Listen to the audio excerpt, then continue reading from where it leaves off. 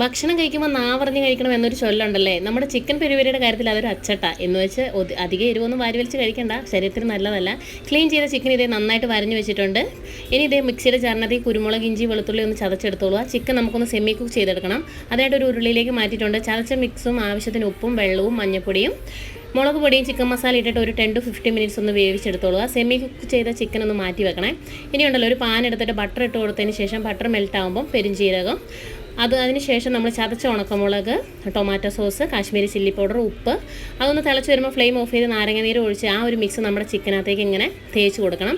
വേണ്ടവർക്ക് ഇത് air fry ചെയ്തെടുക്കാം ഒരു 5 മിനിറ്റ്, അല്ലാത്തവർക്ക് ഇതേ എയർ ഫ്രയർ ഇല്ലാത്തവർ ഒരു പാനിനകത്തേക്ക് കുറച്ച് ബട്ടർ ഇട്ടതിന് ശേഷം തിരിച്ച് മറിച്ച് വിട്ടിട്ട് നമ്മുടെ ഈ പെരുവരി മസാല ഇതേപോലെ ഇടയ്ക്ക് തേച്ച് കൊടുത്തിട്ട് ഒന്ന് ജസ്റ്റ് ഒന്ന് ഫ്രൈ ചെയ്തെടുത്താൽ മതി കേട്ടോ. സെർവ് ചെയ്യുന്നതിന് മുമ്പ് ഈ മസാല ഒന്ന് തേച്ച് കൊടുക്കണം. സെർവ് ചെയ്യുമ്പോൾ ഉണ്ടല്ലോ ഗൈസേ, എന്നെ ഒരു ടേസ്റ്റാണെന്ന് അറിയാമോ, അടിപൊളി ടേസ്റ്റാണ്. ഇഷ്ടപ്പെട്ട എന്താണെങ്കിലും ട്രൈ ചെയ്യണം. സബ്സ്ക്രൈബ് ചെയ്യാൻ മറക്കല്ലേ.